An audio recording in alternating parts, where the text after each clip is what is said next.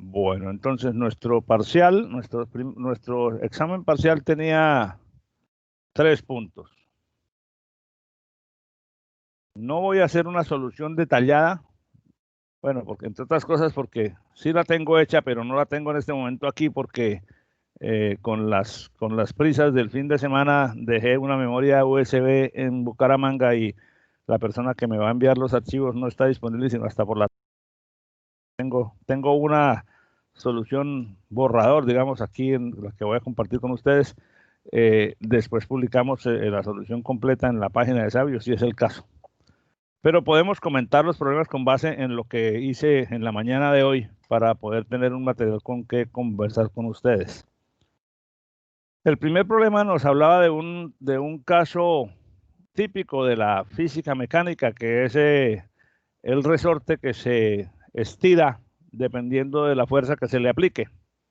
Es decir, todos sabemos que eso está gobernado por una ley, que es la ley de Hooke, en la que se establece que la elongación, estiramiento o compresión del resorte, casi siempre es estiramiento, pero podría ser también compresión, es decir, la variación en la longitud del resorte va a está relacionada, como dice el enunciado, linealmente con la fuerza que la ocasiona. Siempre y cuando el resorte no se estire más allá de cierto límite, porque pues, si le hago demasiada fuerza, el resorte simplemente se deforma y ya no vuelve a su forma normal. El cálculo efectivo, el cálculo real de la constante del resorte, pues obedece a las fórmulas de la física mecánica. Aquí simplemente estamos usando el concepto como para hacer una ejercitación de nuestros temas del curso. Y dice que para establecer un valor de ese parámetro en forma experimental, es decir, en forma no rigurosamente controlada por la ley de la física, se han colocado pesos, o sea, se le han puesto fuerzas al resorte con el fin de medir la elongación que se obtiene, el alargamiento. Entonces, para una fuerza de 10 por 10 a la 4 newtons, la elongación es de 0,1 metro, o sea, 10 centímetros. Para una fuerza de 20 por 10 a la 4 newtons, la elongación fue de 0,17 y así sucesivamente. Entonces, para diversos valores de la fuerza, se observaron diversos valores de la elongación. Y el enunciado nos presenta eso de una manera gráfica curiosa, un poco curiosa, pero dice, como puede apreciarse, para pesos por encima de 40 por 10 a la 4 newtons, es decir, para los valores ubicados de 50, 60, 70, 80 por 10 a la 4 newtons, la relación que parece ser lineal anteriormente se vuelve diferente, o sea, aparentemente tiene una forma distinta. Recuerden que esta gráfica es gráfica de la elongación causada por cada una de las fuerzas. Entonces, lo primero que hay que decir, bueno, entonces a partir de esa información nos preguntan, usando regresión lineal, determina el valor de la constante K del resorte para la parte lineal. Y luego ajuste una relación no lineal a la zona de comportamiento no ideal. Bueno, bien, entonces, lo primero que uno tiene que tener claro para poder abordar la solución de cualquier problema de estos es los datos que tiene. ¿Cuáles son las variables que va a utilizar? ¿Cuál es la variable dependiente? ¿Cuál es la variable independiente? En este caso es claro, porque el enunciado lo dice y porque el sentido común así lo indica, que la elongación es una variable que se produce dependiendo de fuerza que se le aplique al resorte.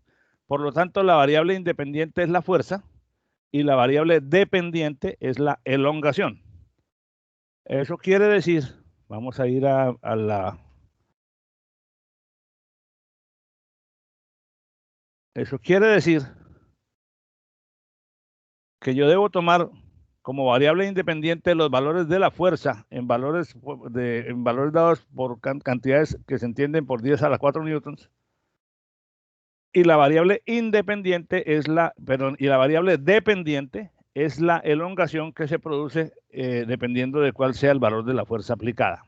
Entonces, para la primera parte, que es la parte que aparentemente es lineal, 10, 20, 30 y 40, ¿de dónde decimos eso? Porque al mirar aquí para unos valores de fuerza, qué elongación se produce, el enunciado nos sugiere que esta zona es de comportamiento lineal y visualmente así parece serlo. Entonces, vamos a buscar entonces la recta de regresión lineal A0 más A1X que mejor represente la tendencia de estos datos. Obviamente aquí no se ponen los datos, no se tienen en cuenta los datos correspondientes a la parte que aparentemente es no lineal, porque así nos lo han solicitado quien nos puso a resolver el problema. Entonces, encontrar una recta de esta forma mediante la técnica de los mínimos cuadrados usando regresión lineal implica calcular el valor de A0 y de A1 que están dados por dos expresiones que son públicamente conocidas por nosotros. Entonces, para poder calcular A0 y A1, pues tenemos que calcular los términos que intervienen en esas expresiones. Entonces, el número de observaciones es 4n, la sumatoria de las x en este caso sería 100, la sumatoria de las y sería 0,89, la sumatoria de las x por y, pues lo que resulte de multiplicar cada pareja, la sumatoria de los cuadrados de x, la media de x y la media de y. Y con esos valores se calculan el valor de A0 y de A1 y encontramos que la recta es y igual a 0,01 más 0,0085x. Vi en algunos casos de los que ya pude revisar que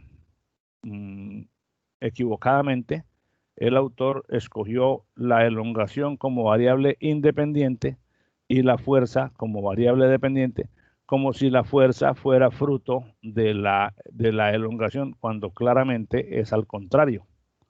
Entonces hay que tener, reitero nuevamente, la necesidad, la obligación que tiene el ingeniero de estudiar y de analizar cuidadosamente los datos antes de proceder a aplicar las fórmulas, porque las fórmulas son frías y son simples, pero si se aplican sobre una interpretación incorrecta de los datos, entregarán los resultados incorrectos. Bien, digamos es la primera parte. Entonces quiere decir que los puntos que teníamos, que son estos, los cuatro, los punticos, la recta que resulta es esta, con esta ecuación, que no satisface todos los puntos, porque pues ya sabemos que una recta calculada con mínimos cuadrados para n puntos, pues no puede satisfacer los puntos, a lo sumo satisface dos de ellos, pero esa es una cuestión que ya sabíamos de concepto. No sé si haya alguna pregunta al respecto hasta aquí.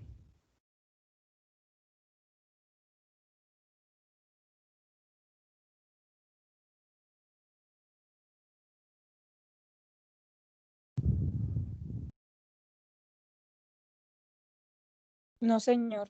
Bueno, muy bien, Claudia, muchas gracias.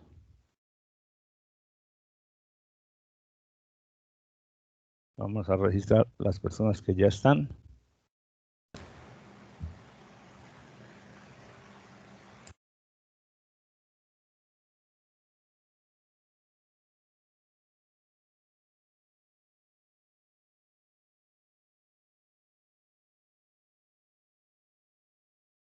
María Carolina, aquí está. Profe, el que usted montó primero fue de la regresión lineal, ¿verdad? Sí, la parte A del primer punto. Ese es de la regresión lineal, que obviamente tiene que dar una recta. Claro. Sí, no, sí lo sé. Así es. Gracias. Bien. Permíteme, termino de revisar a ver si hay alguien más que no es registrado en la lista y continuamos con la siguiente parte. Valentina ya está. Rafael no lo había registrado.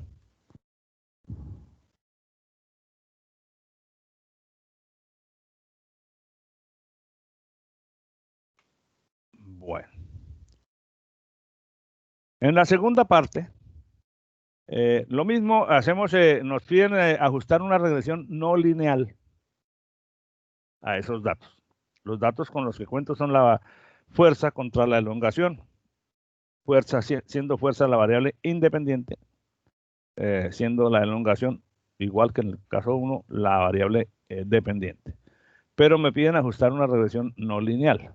Entonces, si uno mira los puntos los valores en un plano cartesiano, pues se aprecia con una relativa claridad que se podría aproximar una recta, pero la recta, a diferencia del primer caso donde la recta está muy cercana a los puntos, en este caso, pues se ve que hay una cierta deformación, que hay una cierta tendencia curva. Entonces, yo sugiero, se puede buscar para 4 puntos, se puede buscar con un polinomio de grado 3, pero también se puede buscar con un polinomio de grado 2 porque estamos haciendo una tarea de regresión y se trata de buscar una curva que mejor represente la tendencia de los datos. Eso se puede hacer con grado 2, con grado 3 o con cualquier grado desde grado 1, pero me dijeron que fuera no lineal, entonces hago el caso más simple de la no linealidad porque yo puedo pensar, puedo razonablemente suponer que una parábola ajustaría razonablemente bien a estos datos haciendo un comportamiento así y después volvería a bajar más hacia la derecha. Entonces, algo así. Entonces, pues simplemente repetimos el proceso de regresión, pero con un polinomio de grado 2, entonces hay que calcular A0, A1 y A2. Ya sabemos que para poder hacer eso, nos van a salir 3 ecuaciones con 3 incógnitas, porque ese es digamos, el modelo matemático del esquema de regresión polinomial con grado 2. Y que para poder calcular esas ecuaciones, tengo que calcular la suma de las x, la suma de las y, la suma de las x cuadrado, de las x cubo, de las x a la 4, la suma del producto de x por y y del producto de x cuadrado por y. ¿Por qué? Porque yo sé que salen estas ecuaciones, donde n es el número de datos, o sea, un 4, sumatoria de las x da 260, va aquí, y las incógnitas de este sistema son A0, A1 y A2, que son los parámetros de la parábola que estoy buscando. Entonces, este constituye un sistema de 3 ecuaciones con 3 incógnitas que se explicita en esta lámina aquí, con términos independientes, suma de las y, es 1,68, suma de las x por y, que está 110, suma de las x cuadrado por y, que da 7410. Al resolver este sistema de 3 ecuaciones con 3 incógnitas por el método que quisieran, por cualquier método, van a encontrar que A0, A1 y A2 tienen estos valores. Por lo tanto, la parábola es esta. 0,0111 más 0,0081x menos 0,005x cuadrado. Y esa sería la curva no lineal, en este caso de grado 2, que ajusta la sección de los datos observados en cuyo comportamiento no es lineal. Repito, esta es una elección que yo hice por simplicidad, porque a mí me dijeron, no me dijeron haga el mejor ajuste no lineal que sea posible, ajuste una relación no lineal. El mejor ajuste quizás sería para 4 puntos un polinomio de grado 3, porque si yo ajusto una curva de grado 3 a esos 4 puntos, muy seguramente voy a encontrar que esa curva de grado 3 satisface exactamente los 4 puntos. Pero cuando uno hace un proceso de regresión, no está obligado a eso. Está obligado a encontrar una línea que represente bien la tendencia de los datos. Si alguien lo hizo con el grado 3, perfecto, porque la solución es igualmente válida. O incluso con un grado superior también sería una solución perfectamente válida si está correctamente elaborada. Pero tendrá muchos más pasos porque cuando uno quiera hallar un polinomio de grado 3, aparece aquí un A3 por X a la 3 y por lo tanto el sistema de ecuaciones ya no es de 3 por 3, sino de 4 por 4 y el trabajo de cálculo de la solución se extiende un poco más, pero sería igualmente válido. Para esta parte B del primer problema, la única solución que es absolutamente no aceptable es la regresión lineal, porque precisamente el problema nos dice es que calcule una regresión o que haga una relación no lineal ajuste una relación no lineal a esa zona de comportamiento. Entonces, repito, podría hacerse con una parábola, con una cúbica, con una regresión de cuarto, de quinto grado, pero naturalmente a medida que creces en el grado, pues crecerá el número de términos y crecerá pues el número de operaciones que hay que hacer. Bien, con eso entonces cubrimos el primer punto. ¿Alguna pregunta al respecto? ¿Alguna duda? ¿Algún comentario?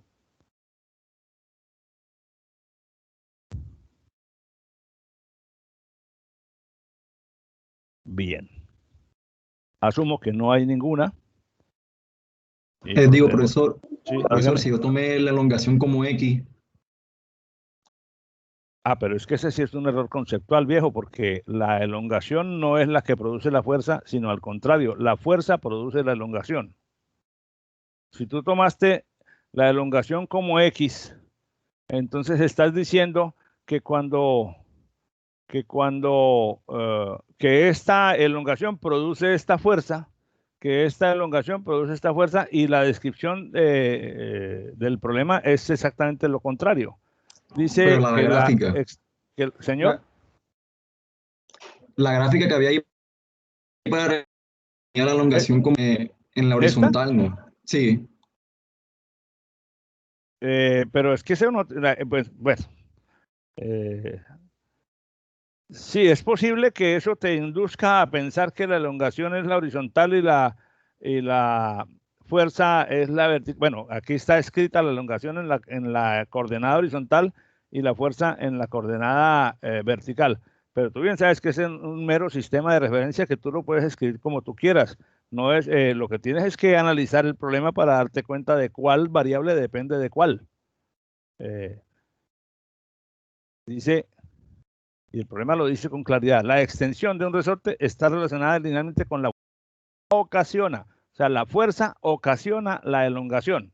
Si no se aplica fuerza, el resorte no se deforma.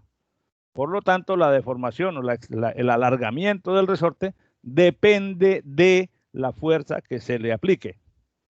Por lo tanto, a todas luces es evidente que aunque esté presentada como si esta fuera, aunque esta en la vertical, esta en la horizontal, esto no es más que una forma de representación que el autor del problema escogió.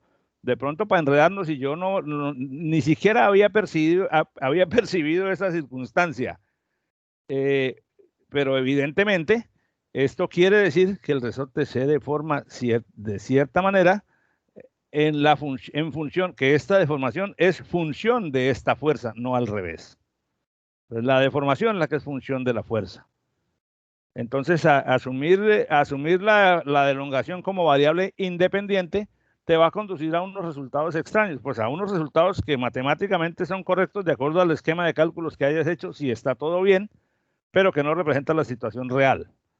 Entonces ahí seguramente, si eso lo hiciste así, aplicaste correctamente todo el procedimiento sobre un supuesto inicial equivocado, y por lo tanto los resultados, pues, las respuestas a las que llegaste, pues son matemáticamente válidas para ese planteamiento, pero no consultan la realidad del fenómeno.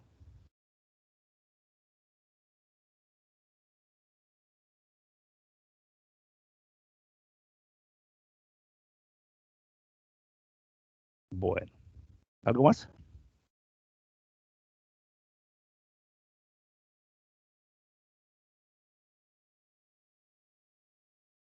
Por eso, por cosas como esas, siempre he sido como muy abundante en decirles que siempre es necesario estudiar los datos, entender muy bien el fenómeno antes de tomar decisiones de carácter algorítmico o de carácter mecánico, antes de aplicar una fórmula o de iniciar un procedimiento algorítmico. Es indispensable estar absolutamente seguros de que tenemos comprendido el problema y de que estamos usando los datos en el sentido correcto. Porque el algoritmo no se va a quejar. Es decir, si tú le metes esos datos a un Excel y haces la regresión, el Excel te la calcula enseguida, porque es posible hacerlo. Pero lo que vas a encontrar es una expresión que relaciona esas dos variables como las entendiste, pero que no refleja o no consulta la realidad física del fenómeno. No quiere decir que uno no sepa, quiere decir que le faltó analizar un poquito al principio antes de tomar la decisión de escoger esta variable como X y esta como Y. Obviamente, si eso lo hiciste así, voy a hacer el comentario para que haya cierta tranquilidad. Si algunos de ustedes hicieron eso así, pues obviamente no es perfecta esa solución porque el supuesto de base es totalmente contrario a la realidad. Miramos el procedimiento, lo que hicieron y yo obviamente yo le doy un valor a la aplicación metódica, a la aplicación rigurosa del método, que vea que está bien explicado, que está bien utilizado, que los resultados son consistentes con el supuesto inicial, pero obviamente si alguien lo hizo con el supuesto correcto va a estar mejor valorado que el que lo hizo con el supuesto incorrecto. ¿Ok? Bueno. En el segundo punto nos dicen que la ley de Ohm establece que la caída de voltaje V a través de un resistor, una resistencia ideal, es linealmente proporcional a la corriente que fluye. Es decir, si yo pongo más corriente en los extremos, al medir la caída de voltaje en la resistencia, la caída de voltaje es mayor. Si pongo menos corriente, la caída de voltaje es menor. Si hay cero corriente, hay cero caída de voltaje, obviamente. Y eso está dado por la ley de Ohm, que dice que voltaje igual a intensidad por resistencia. Esto pues es un tema de la física, de la física eléctrica. No sé, yo me imagino que eso lo debieron ustedes ver incluso en el bachillerato. Bueno, ese es el problema del concepto como tal, no es digamos, el problema grueso aquí. Aquí nos dicen que en un laboratorio se han efectuado algunos experimentos muy precisos para medir la caída de voltaje y la corriente correspondientes para un resistor. Los resultados obtenidos indican que con una corriente de menos 2 amperios, la caída de voltaje es de 637 voltios negativo. Con menos 1, caída de voltaje de menos 96,5, menos 0,5, caída de voltaje de 25, 0,5, 1 y 2 amperios causan caídas de voltaje de 25, 96,5 y 667 voltios. En un principio uno puede pensar que, ¿cómo así que corriente negativa y voltaje negativo? ¿Corriente hay o no hay? Entonces uno podría sentirse tentado a decir, no, estos datos negativos no los quiero considerar porque no representan una realidad física. Pero debemos recordar que en un circuito la conducirse en un sentido o en el otro, y dependiendo de cuál sentido considere yo positivo, cuando la corriente circula, digamos, en el sentido horario por el circuito, por ponerle de alguna forma gráfica, yo digo que cuando la corriente circula en el sentido horario por un circuito, ese es positivo, y las caídas de voltaje que producen en los elementos del circuito, suponiendo, por ejemplo, que sea un circuito serie, entonces se consideran que las caídas de voltaje son positivas. Si circula la corriente en un sentido al contrario, antihorario, entonces ahí es cuando se producen igual caídas de voltaje, pero las considero de signo negativo por efectos de consistencia física. Entonces vamos a eso, quería hacer ese comentario para aclarar o para dejar claro que es perfectamente viable representación de datos negativos en esos contextos. Según se ven los datos, parece que existe una relación curvilínea entre las dos variables. Eso lo dice el autor del enunciado del problema. Y el paso a seguir para cuantificar esa relación es el de ajustar una curva a esos datos. Comúnmente, en esos casos, y debido principalmente al error asociado a las mediciones, el método preferido para ajustar una curva a datos experimentales suele ser el método de la regresión. Pero en este caso nos dicen que la suavidad que se aprecia y el hecho de que nos dicen que los experimentos han sido muy precisos, es decir, que no hay temor de que haya, como lo dice el párrafo anterior, un error grande asociado a las mediciones, entonces podría pensarse en hacer una interpolación. Bueno, utilizando polinomios de interpolación, de Newton y de Lagrange. Elija usted el grado del polinomio y justifique esa elección para ajustar los datos y calcular la caída de voltaje para I igual 0,25 amperios y para I igual a 1,5 amperios. Entonces, utilizando polinomios de interpolación de Newton y de Lagrange. Bien, si uno mira los datos, encuentra que son 1, 2, 3, 4, 5, 6 datos, 6 pares ordenados. Uno Profe, ahí debería... tiene un error. ¿En dónde? ¿Dónde, mía?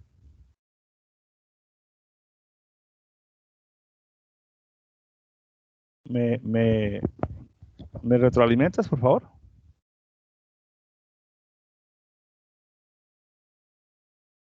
Profesor, en el último dato no es 3, sino que es 2, donde usted tiene la representación de la gráfica. ¿Aquí? Ahí, sí señor, ahí no es 3, sino que es 2.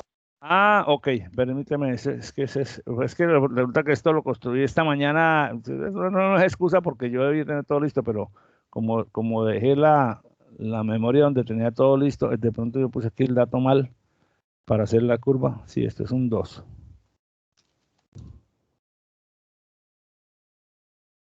Sí.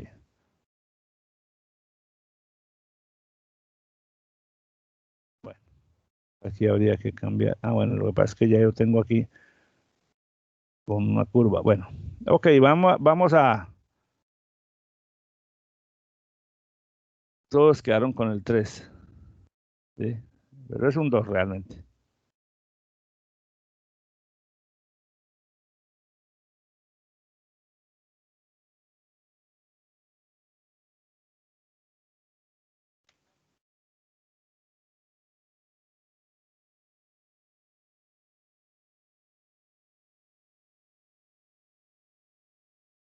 El del gráfico sí me lo van a perdonar mientras arreglo las diapositivas porque habría que volver a copiar y pegar todo. Bueno, no importa, pues, tienen toda la razón.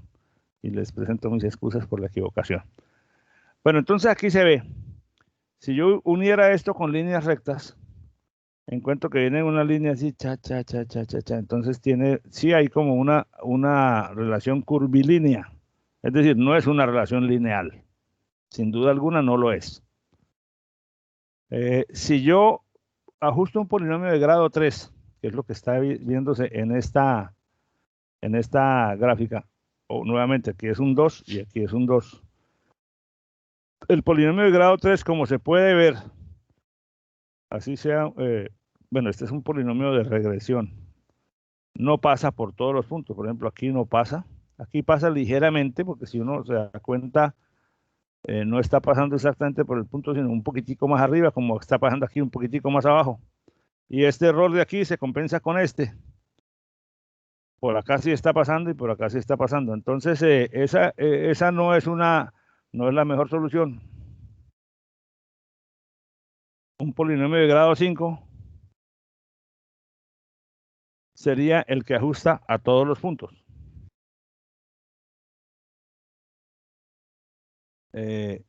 Sería el polinomio con 6, el polinomio de interpolación es de grado 5. Porque si con 2 datos es de grado 1, con 3 datos es de grado 2, con n datos es de grado n-1, o con n más 1 datos es de grado n. En este caso tengo 6 datos, el polinomio de interpolación que puedo escoger es de grado 5. Aquí hay un error en esta gráfica, esto me quedó incompleto. El polinomio de interpolación de Lagrange tiene 5 términos, uno en f de x0, uno en f de x1, uno en f de x2, uno en f de x3, uno en f de x4, pero haría falta un término más porque vamos hasta el x5, dado que este es x0, x1, x2, x3, x4 y x5. Entonces, para que el polinomio de grado sea exactamente de grado 5, aquí tiene que haber un término más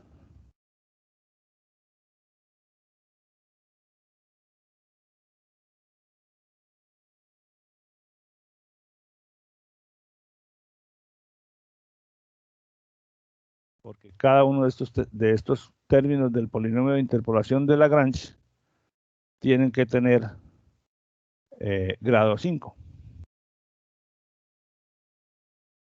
Como son 6 datos,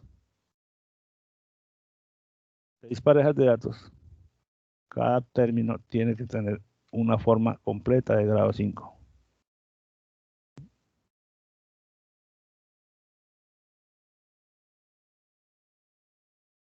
Entonces aquí está el primer término, el segundo también tendría que tener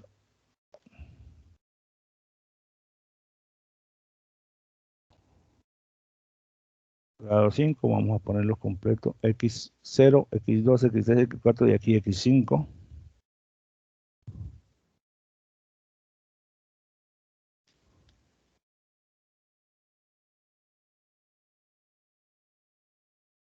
Fíjense que en el polinomio de interpolación de Lagrange, arriba, en el término contra x0, no aparece x menos x0, porque al reemplazar el polinomio en el valor x igual a x0, se anularía el término. En el término x1, en la parte de arriba no aparece x menos x1, y lo consistente en el denominador, aquí es x0 menos todos los demás, excepto el mismo, y aquí es x1 menos todos los demás, excepto el mismo, y así sucesivamente. Esto, lamentablemente, por hacer antes de la clase, me quedó incompleto.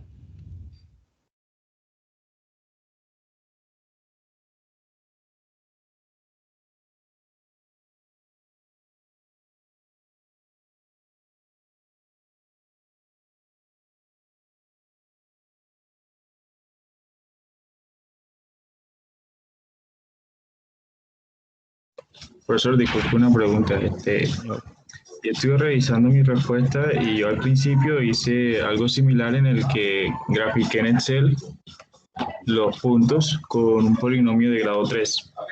Ajá. Ahora que usted mostró su gráfica, traté de compararla con la mía. En la suya se nota que hay una variación, o sea, que no toma todos los puntos, en la mía sí los toma. Luego pensé, bueno, ¿será que el 3 que el profesor colocó influye sobre los datos de la gráfica? Y efectivamente después que puse el 3, no pasó por todos los puntos. Cuando yo ponía el 2 sí pasaba por todos los puntos. Es posible. O sea, desafortunadamente, esto que les estoy mostrando, que lo construí esta mañana, de cuando me levanté, cometí el error de poner un 3 ahí, no me di cuenta, y las gráficas están calculadas con los datos como los tengo en el Excel. Es decir, ya yo corregí aquí, pero las otras gráficas, fíjate, por ejemplo, las otras gráficas que están aquí en las láminas, estas, todas están hechas con el 3. Con el 3 aquí, entonces yo no puedo garantizar, ahí hay un error de mi parte. Ahora, yo quiero ser claro en lo siguiente. Y creo que ustedes ya lo saben. La forma como yo reviso sus soluciones no es simplemente comparando contra la mía. ¿Por qué? Porque bien claro tenemos en esta materia que no hay soluciones perfectas ni hay soluciones únicas. Entonces, yo tengo que valorar lo que ustedes han respondido en función de lo que está consignado en la hoja, en función del análisis y de la argumentación que cada uno expuso allí. Incluso yo no tengo ningún inconveniente en darle un valor correcto a un procedimiento que no lo sea completamente, si está debidamente argumentado por el estudiante. O sea que no te preocupes tanto por eso, porque yo revisaré caso por caso lo que cada uno de ustedes escribió en su hoja, y en función de la argumentación que hayan hecho y del desarrollo que hayan hecho, yo valoro eso no simplemente viendo si la respuesta está bien o si la respuesta está mal, porque ese criterio de valorar una solución de ingeniería solamente porque la respuesta está bien, pues no me parece completo en un caso como este, en un escenario como este donde estamos aprendiendo. Ya en la práctica, cuando tú estés en el campo y estés enfrentado a la situación real, a la realidad de las cosas, tú tienes que preocuparte no solo de que haga las cosas muy bien, sino de que el resultado sea correcto, es decir, de partir de los supuestos adecuados. pero en este proceso estamos construyendo el conocimiento, estamos desarrollando las habilidades de ustedes para interpretar los datos, y yo tengo pues esa cierta holgura en el criterio de revisión, porque no se trata, yo sé que no se trata de, o sea, que se trata de un proceso de aprendizaje en el que uno a veces puede cometer ciertas equivocaciones. Yo lo reviso con todo detenimiento. Bueno, profesor, yo solo hacía la mención de hacer notar que de pronto por eso en su gráfica no. Sí, sí, no de acuerdo. Muchas gracias, viejo. Tenemos x2 menos, ok, aquí está el x menos x1, x2 menos x4, ok, correcto. Aquí me faltaría, a ver, ¿qué tenemos? 1, 2, 3, 4, 5, 0, 1, 2. Me faltaría un término más al final. Aquí sería menos x4.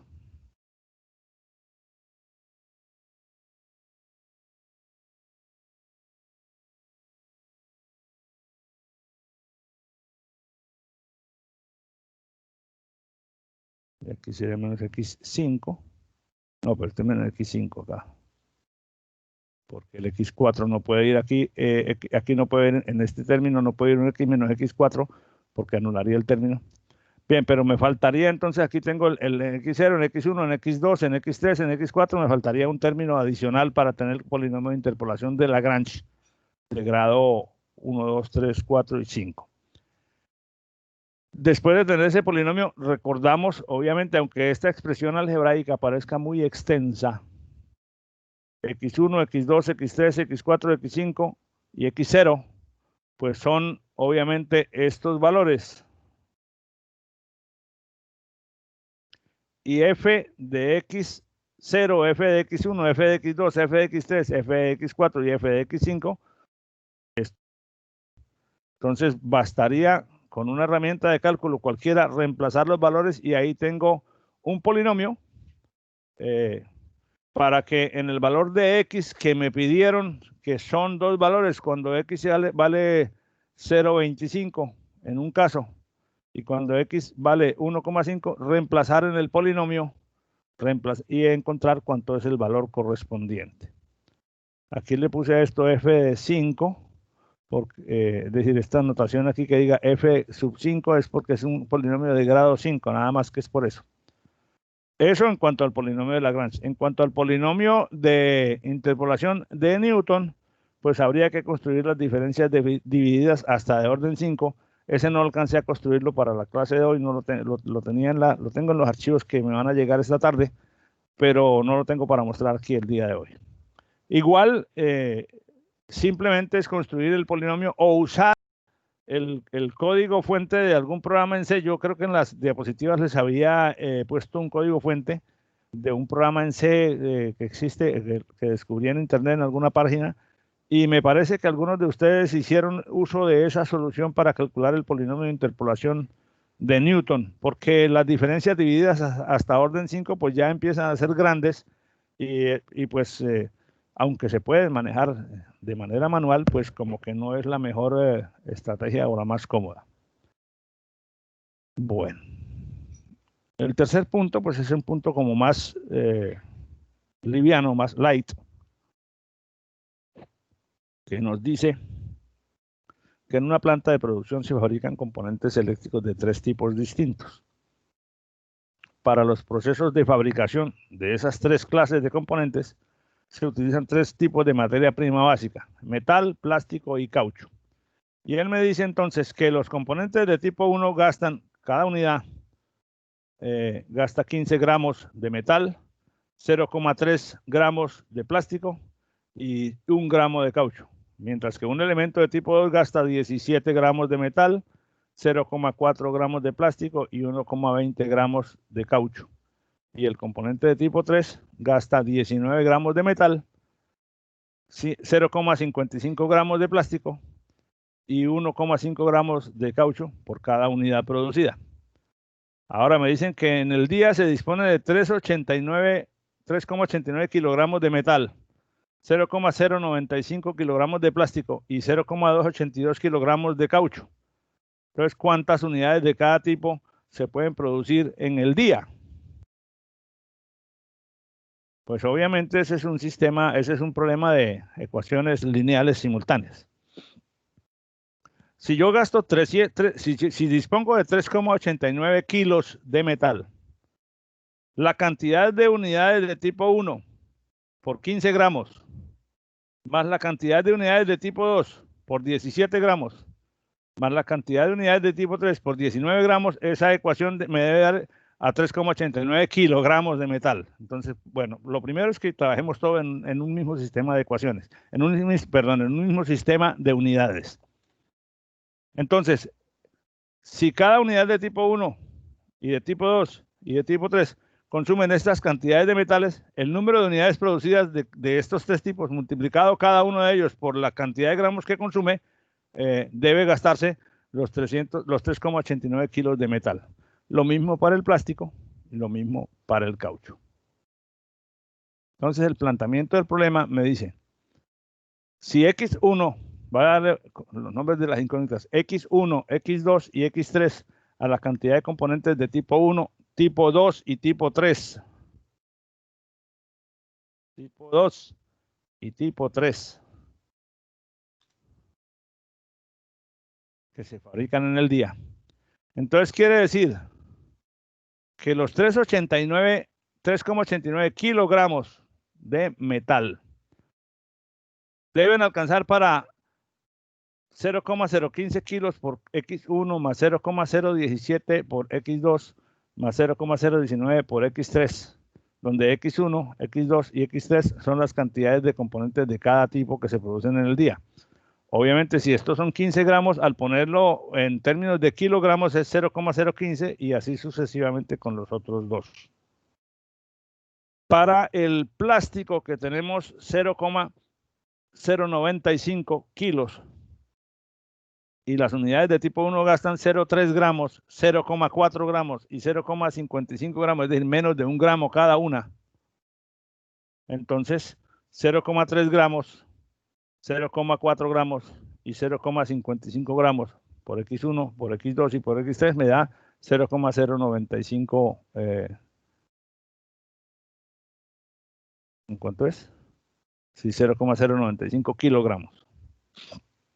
Entonces, todas las unidades en kilogramos para que haya consistencia. Y la cantidad de componentes de tipo 3 fabricados en el día, pues la misma expresión, los gramos que consume cada unidad por el número de unidades producidas me da 0,282 kilogramos de caucho. Al resolver ese sistema, bien sea por la estrategia que sea, se pedía hacerlo por Gauss-Jordan y por Gauss-Seidel, debemos llegar a esta respuesta. Pues la respuesta que satisface son 90 unidades de tipo 1, 60 de tipo 2 y 80 de tipo 3. No tengo aquí, por razones del tiempo, como les digo al principio, no tengo aquí el desarrollo paso a paso de los métodos, pero al menos esto les sirve de referencia para saber si le apuntaron o no a la solución real del problema. Preguntas, comentarios, dudas. Profe, por Gauss-Seidel, ¿a usted le dio esa respuesta igual? No te puedo responder porque no lo recuerdo. Eso. No lo recuerdo. Tengo esta tarde que me lleguen los archivos, te respondo con claridad. Ok, listo. ¿A ti te dio o no te dio? No, a mí no me dio. Por ¿a alguien le dio? Yo recuerdo que no convergen. No convergen. No, por Gauss-Seidel no converge, por lo menos a mí no me. A mí tampoco me convergían. Tampoco. Yo no tengo mi solución aquí a la mano, pero es muy probable que no lo haga por la siguiente razón. Si ustedes miran las proporciones de las cantidades en las ecuaciones, tienden a cero. Son muy pequeñas. No es tanto que tiendan a cero, sino que hay exacto, hay acción. Entonces, cantidades, cuando en un sistema de ecuaciones hay cantidades del orden de las 10 milésimas, como es esto, frente a unidades completas, es decir, si esto es 5 10 milésimas, estos son 3,89 unidades. 3,89, si lo llevo a 10 milésimas, será entre 38.900 frente a 5. O sea, una diferencia de magnitud tan grande hace que un sistema iterativo como el de Gauss-Seidel, donde las ecuaciones se reemplazan las soluciones obtenidas en la primera iteración vuelven a reemplazarse en las mismas ecuaciones, causan que ese mal condicionamiento muy posiblemente no nos conduzca a una solución. Yo no tengo, es que para decirle la verdad, tuve unos 4 días bastante angustiantes, bastante intensos, pero no tengo a la mano los archivos, pero en la tarde subo la solución, apenas recibe el archivo, subo la solución y miramos, pero no, por lo que veo, de acuerdo a lo que ustedes me acaban de decir, pues no hay convergencia. Y es presumible que sea así por esa razón. Pero por los métodos de iteración matricial, cualquiera, o por la eliminación simple, si lo hacemos manualmente, porque se podría hacer manualmente, llegamos a esta solución. Y si ustedes aplican esto en cualquier calculadora de sistemas de ecuaciones, van a encontrar exactamente esta solución. Esa es, digamos, la característica de los métodos iterativos, como la iteración de punto fijo o la iteración de Gauss-Seidel, que son muy fáciles de abordar para montarlos en un sistema de cálculo iterativo.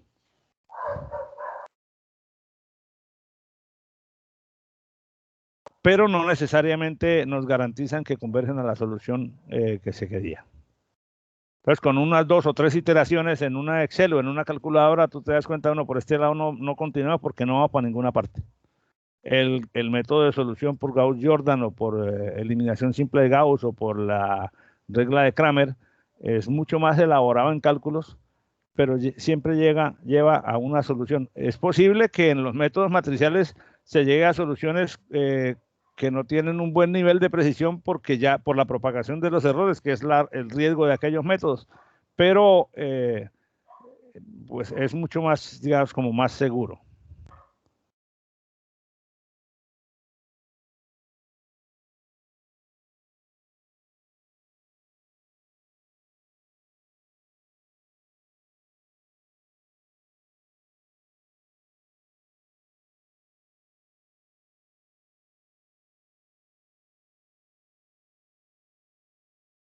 Bueno, entonces ahora vamos a empezar temas, contenidos para el tercer corte. En este tercer corte nos vamos a centrar en 2 conceptos principales. Perdón un segundo.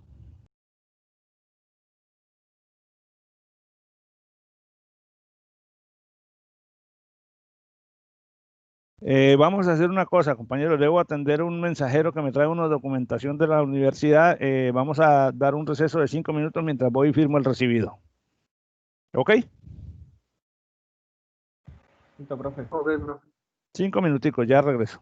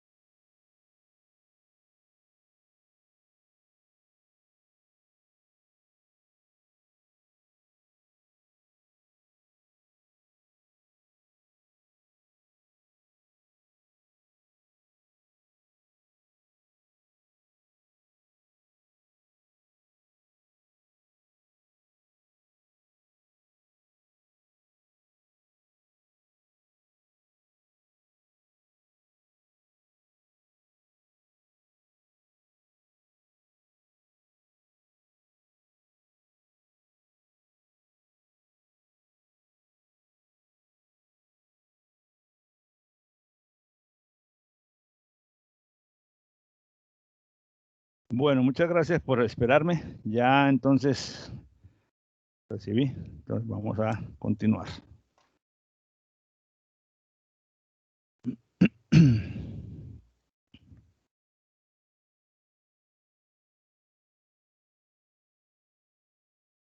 Bueno, entonces en este tercer corte les decía, nos vamos a concentrar o vamos a estudiar los temas relacionados con el cálculo de integrales y derivadas en forma numérica, no analítica, y la solución de ecuaciones diferenciales ordinarias de primer orden, también en forma numérica. Estos temas pues son, digamos, públicamente o ampliamente conocidos por ustedes. No digo que sean expertos haciendo derivadas e integrales, pero como ya conocen los conceptos y las distintas técnicas de solución, aquí no vamos a volver sobre esos conceptos o sobre esas técnicas de solución, sino solamente a nivel de menciones, cuando sea necesario. Porque aquí vamos a proponer la forma de cálculo de esas soluciones usando solo números, como hemos hecho con todos los problemas anteriores. Ustedes bien saben que la diferenciación y la integración son dos procesos matemáticos que son de aplicación fundamental en diversos campos de la ingeniería. Y bien saben ustedes que una diferenciación no es otra cosa que el proceso de caracterización de la razón de cambio de una variable que depende de otra con respecto pues, a la variable independiente.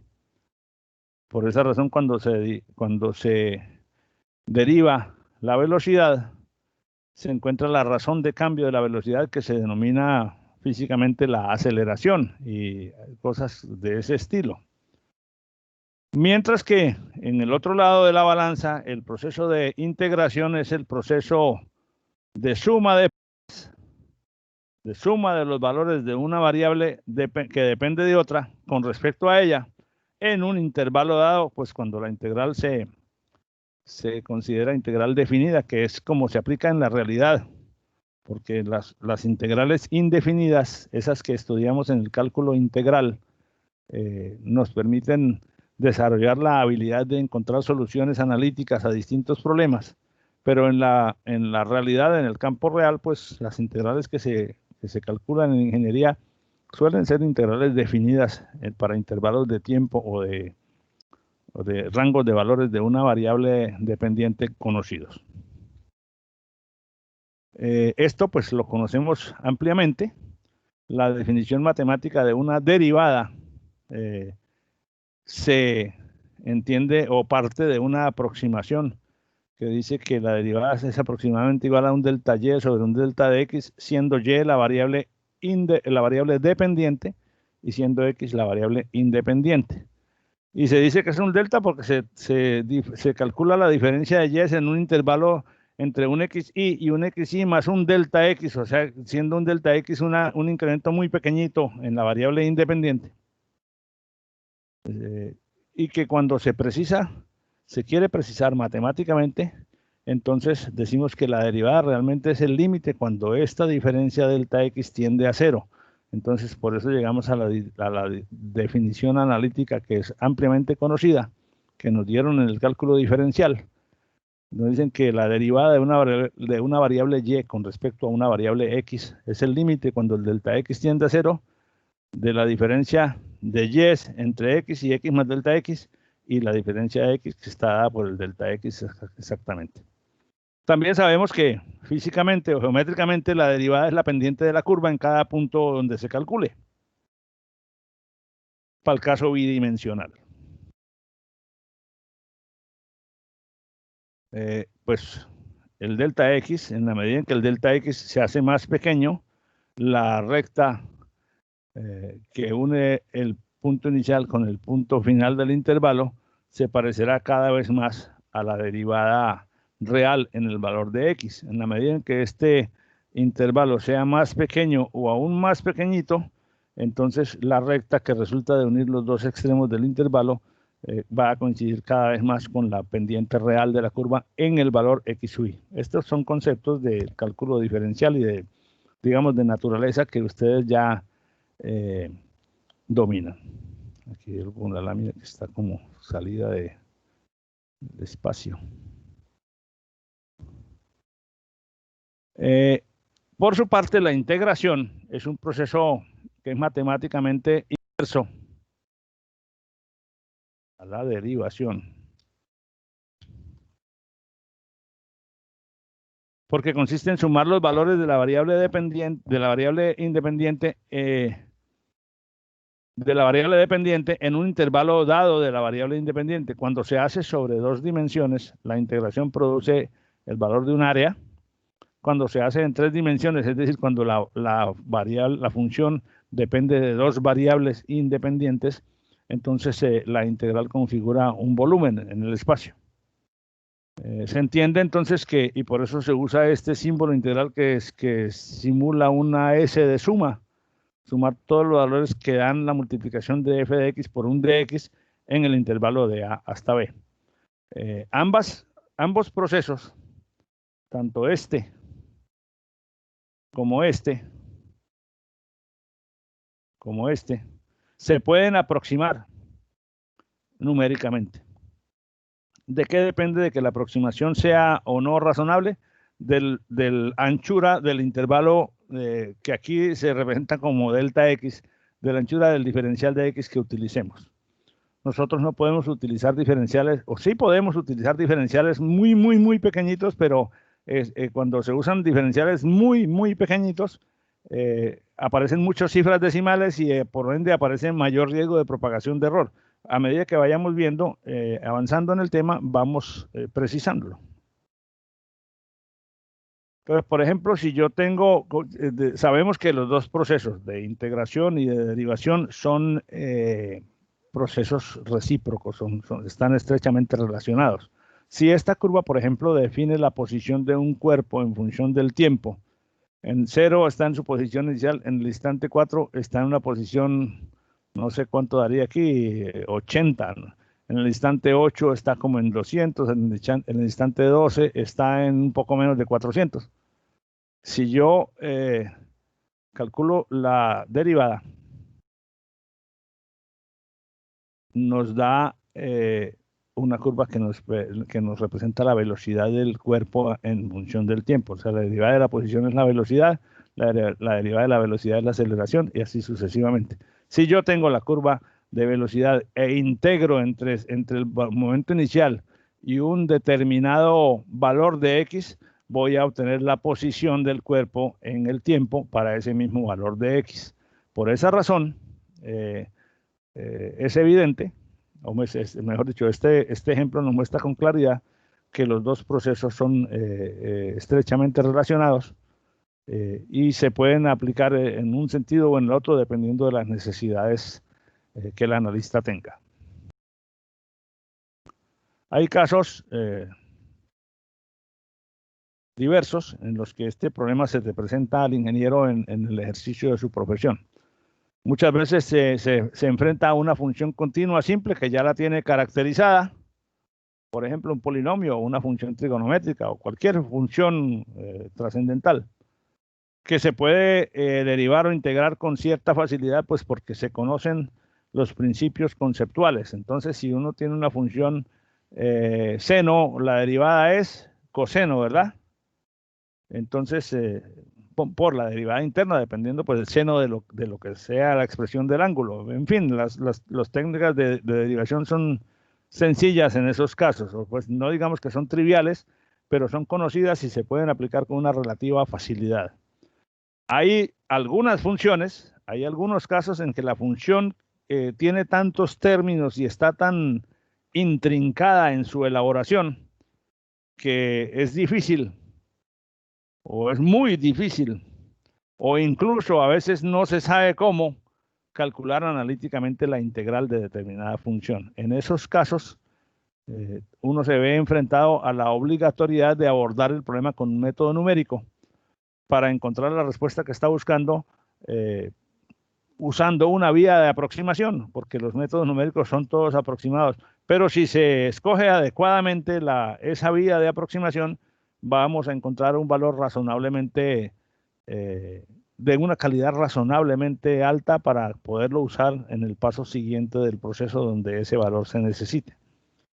Y hay casos en los que no se tiene la expresión de la función, sino que se tiene una tabla de valores de la variable independiente y los respectivos valores de la variable dependiente, una lista de datos observados en el campo, tomados de un experimento o medidos mediante un instrumento en distintos momentos o para distintos valores de la variable independiente, para distintos valores de la temperatura, para distintos valores de la presión, para distintos valores de la concentración, qué sé yo, dependiendo del modelo, del fenómeno o del tema en el que se esté trabajando.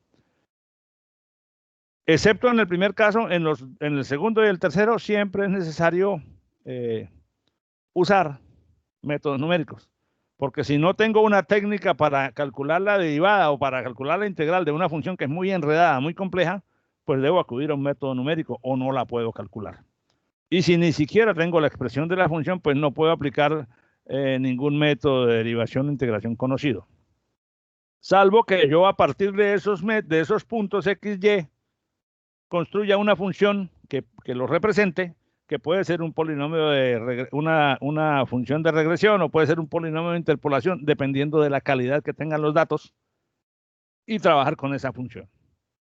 Pero si no la tengo, entonces también puedo acudir a las técnicas numéricas que de alguna manera van a hacer lo que acabo de decir. O sea, cuando yo no tengo sino una serie de valores x y y quiero calcular la integral entre x inicial y el x final, pero solamente tengo puntos, pues tengo que ingeniármelas para encontrar alguna curva que me permita hacer ese cálculo de una manera razonablemente precisa. Hay casos simples o casos sencillos en los que casi que al ojo uno puede estimar el valor,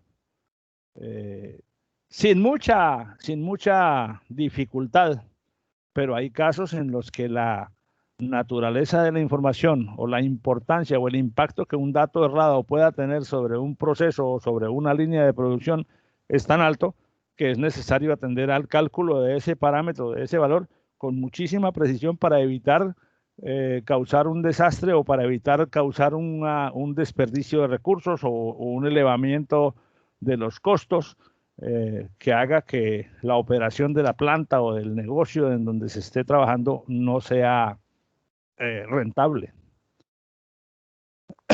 Pero como dije, hay algunos casos en los que simplemente, casos triviales, pero no por ello menos importantes, en los que simplemente se puede hacer un cálculo razonablemente bueno, sin mucha complejidad matemática. Por ejemplo, si uno tiene una serie de datos como esta, de una variable dependiente y de una variable dependiente que depende de otra, f de x, obviamente si es f de x, los valores de esa columna dependen del valor de x. Y tengo unas mediciones hechas de alguna fuente confiable. En el instante 0 la función valía 0, en el instante 3 vale 200, en el instante 6 vale 350, en el instante 9 vale 470 y así sucesivamente.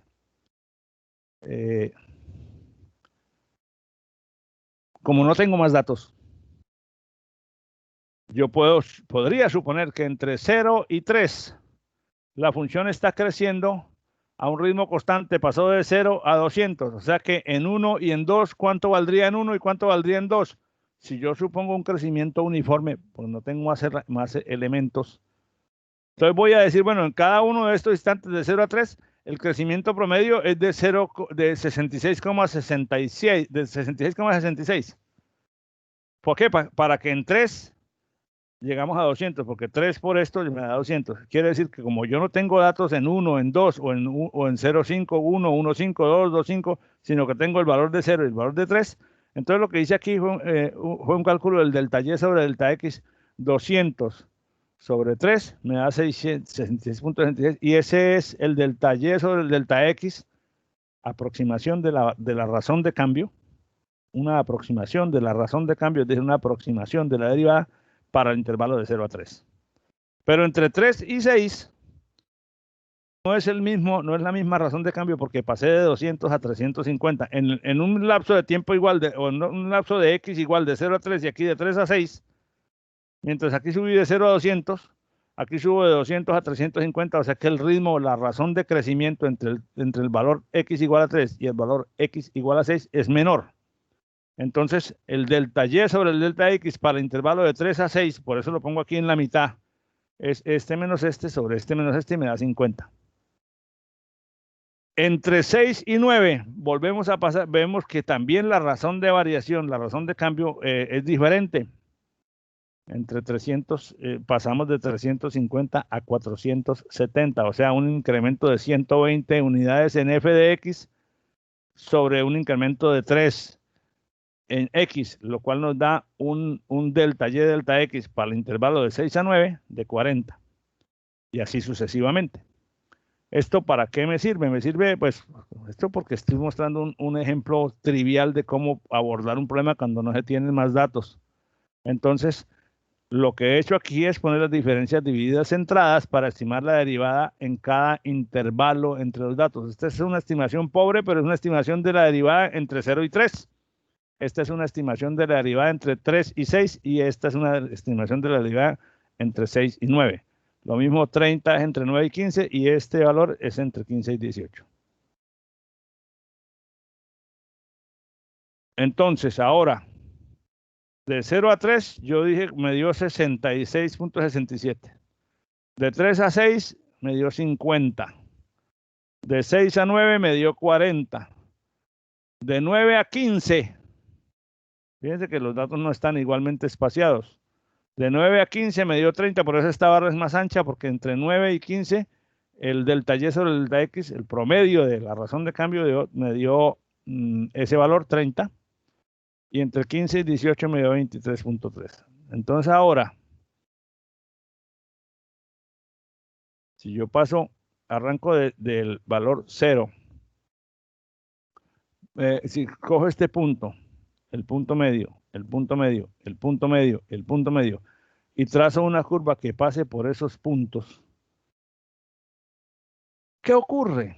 Esa curva pues es un invento matemático, un invento geométrico, pero me dice, bueno, si estas son las razones de cambio particulares de cada intervalo, este triangulito azul que está aquí está bajo la curva, y este está por encima de la curva. Digamos que esta área pequeñita, más o menos, porque no tengo forma de mirarlo sino al ojo, porque este es un método sin cálculo matemático. Digamos que este se compensa con este se compensa menos con este, pero hay alguna compensación. Este se compensa con este se compensa con este, aunque menos, o sea que lo que aquí está ganando es lo que se perdió aquí, en fin. Y esa curva me permitiría leer valores de la derivada, digamos, por ejemplo, aquí en el 10, yo podría subir de aquí hasta acá y mirar cuánto me da la derivada en 10, y tengo un valor aproximado que sería 30 y algo, no sé, habría que precisar un poco más las escalas o hacerlas con mayor discriminación, pero digamos, que es un caso muy pequeñito, muy trivial, es una forma de esbozar o de analizar un conjunto de datos para ver más o menos el comportamiento de la derivada de la variable dependiente a partir de esos datos. Es un método trivial, es un método que no es un método científico, matemático, pero tiene una base conceptual sólida, es decir, no se aparta de la realidad, a pesar de que es un invento puramente gráfico, no es descabellado porque respeta las propiedades de la variable dependiente. Entonces uno puede decir, bueno, quiere decir, llegamos a estos valores. ¿De dónde salen estos valores? De leer los valores de la curva en 0, la curva que yo tracé, cuando yo miro dónde corta el eje de las X, y me dio 60, 70 y 6.5. Obviamente, este valor es el valor donde la curva corta al eje Y. Este 57.5 es el valor para X igual a 3. me dio por aquí. Y según esta lectura, repito, habría que ponerle más detalle a la escala vertical para estar seguros de que es 57.5. Y obviamente esto lo puede hacer uno con una herramienta computacional de una manera trivial, sencilla. Después de que trazas la curva, pues, interrogas al computador, bueno, para 3.8, ¿cuánto da? Y de 3.8 está como por aquí, da 52.7524, lo que sea que dé la curva que tú dibujaste. Entonces, esta es una manera sencilla de abordar un poco la estimación de una derivada de una variable cuya función matemática o algebraica o analítica no la conocemos, pero conocemos un conjunto de datos de ella. Fíjense que los datos ni siquiera tienen que estar uniformemente espaciados. Basta con que sean consistentes, con que representen la misma variable. Método trivial, método pequeñito, pero que a veces lo saca uno de apuros. Este método lo usan mucho las personas, digamos, en coberturas geográficas grandes, donde, bueno, con ayuda de los teodolitos y de la topografía, todo se precisa matemáticamente, pero si usted tiene que calcular, digamos, una superficie, en este caso, entre A y B, una forma fácil es cuadricular el escenario, sabiendo cuántas unidades de área son cada cuadrícula, cada cuadrito, pues puedes tener un cálculo aproximado, razonablemente aproximado, del área bajo la curva entre A y B, en este caso una integral. ¿De qué depende la precisión? De la resolución de la cuadrícula. Obviamente con cuadrículas más grandes, digamos que no fueran de este tamaño, sino de 4 veces el tamaño actual, pues me quedarían partes más grandes por dentro y por fuera. Aquí, por ejemplo, estamos considerando por fuera este pedacito, este y estos. Y por dentro estamos dejando de considerar este pequeño, y la idea es que en general los unos relativamente, no es exactamente, relativamente los unos contrarrestan a los otros. Ya sabemos, por la formación que tenemos como ingenieros desde el primer semestre, que si haces cuadrículas más chiquitas, estas cantidades por dentro y por fuera van a ser más pequeñas y por lo tanto la suma de área vas a tener que sumar más cuadritos, pero la suma total se va a parecer más al área bajo la curva.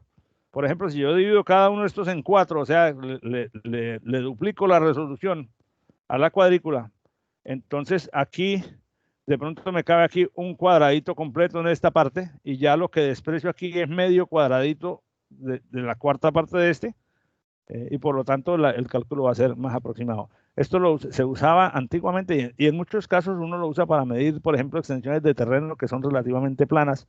Cuando el terreno tiene ondulaciones, entonces entran otras técnicas porque no puedes, sobre el plano, no puedes estimar, o sea, una superficie de cierta cobertura en un plano. Si es ondulada, pues puede tener mucha más superficie que si fuera solamente plana y por lo tanto, pues ahí hay otras técnicas. Pero es como por dar la idea de que sin el computador se pueden abordar cierta clase de problemas de una manera fácil y relajada. Una curva como esta, por ejemplo, una integral como esta, resulta, por lo menos, por decirlo menos, resulta aburridora para calcularla analíticamente. Pero si yo hago el cálculo, si yo tabulo los valores de la función, hay una barra de herramientas que me está molestando ahí. Pero si yo le doy valores a la variable x, obviamente estoy hablando de esta función que está aquí adentro de la integral.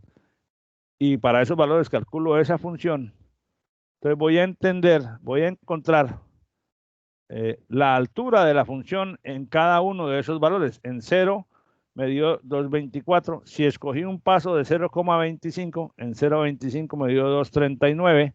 En 0,50 me dio 2.40. Aquí hay algo como mal en la gráfica. Bueno, total, lo que me interesa representar para ustedes es que después de tener estas alturas, con los puntos medios de cada rectangulito, puedo construir la forma de la curva. En la medida en que el paso sea más pequeñito, y eso ya lo sabemos por el sentido común, ponga el paso de 0,0001, o sea, de una 10 milésima. Entonces, para hacer desde 0 a 2, entonces tendrás que hacer 20.000 pasos, pero eso se lo metes a un computador y el computador te da los 20.000 valores y te hace la gráfica fácilmente y tienes la posibilidad de calcular, digamos, el área bajo la curva, sumando ¿qué?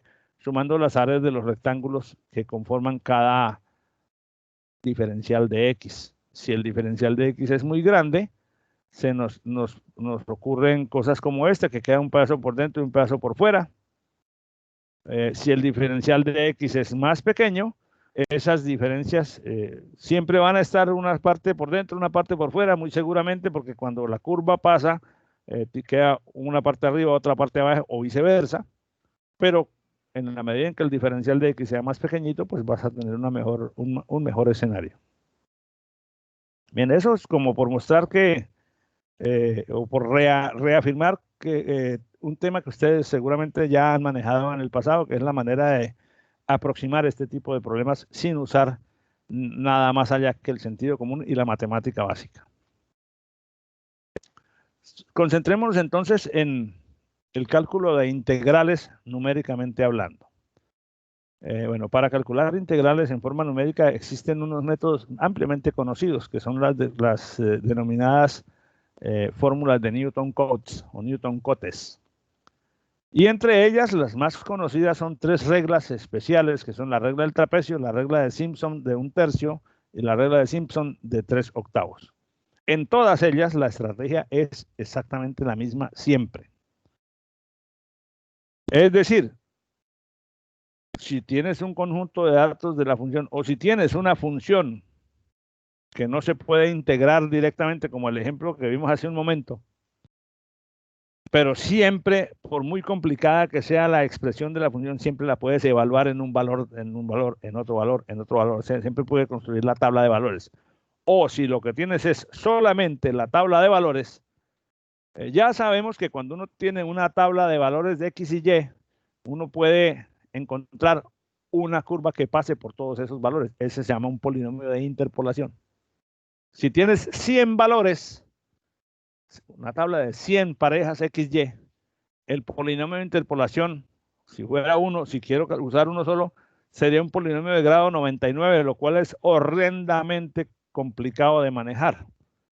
Entonces, en esos casos vamos a ver que no se necesita llegar hasta allá, porque cuando yo tengo 100 valores es muy posible, es casi seguro, que si tú observas los 100 valores en el plano cartesiano vas a encontrar que puedes trabajar en subconjuntos de esos valores con distintos polinomios de interpolación de grados más pequeños consecutivos, uno a continuación del otro, hasta que cubres todo el intervalo sin la necesidad de usar una expresión compleja de grado muy alto.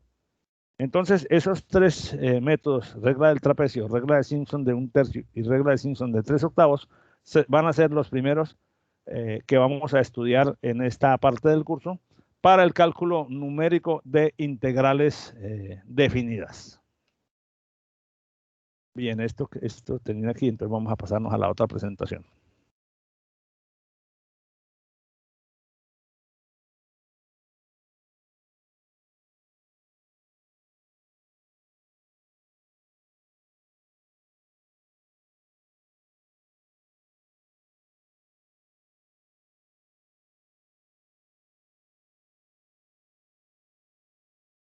Bueno, entonces continuemos. Vamos a empezar entonces con esa temática. El primero de ellos es el caso más elemental, que es la regla del trapecio. Yo creo que el solo nombre ya les dice a ustedes de qué se trata. Ustedes saben lo que es un trapecio, ¿verdad? Alguno de ustedes, por favor, denme la definición matemática o geométrica de lo que es un trapecio. Un trapecio es una figura que, ¿qué? ¿Cómo es? ¿Cómo se define?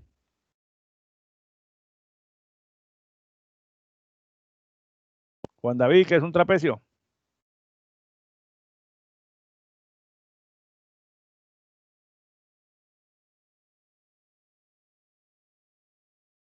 strike. Profesor, se conoce como una figura que tiene lados paralelos, pero no son iguales, ¿no? Bueno, ese está bateando de hits, pero una base. Que tiene lados paralelos, sí. ¿Cuántos? ¿Cuántos lados tienen? Un cuadrilátero que tiene trapecio, dos Claudia? lados paralelos. Un cuadrilátero que tiene dos lados paralelos. Güey, muy bien. Un cuadrilátero, como un rectángulo, pero con uno de los dos lados largos o uno de los dos lados cortos inclinado con respecto al otro. O sea, sí, es un cuadrilátero, exactamente como lo dijiste, 4 lados, donde hay 2 paralelos y 2 que no lo son.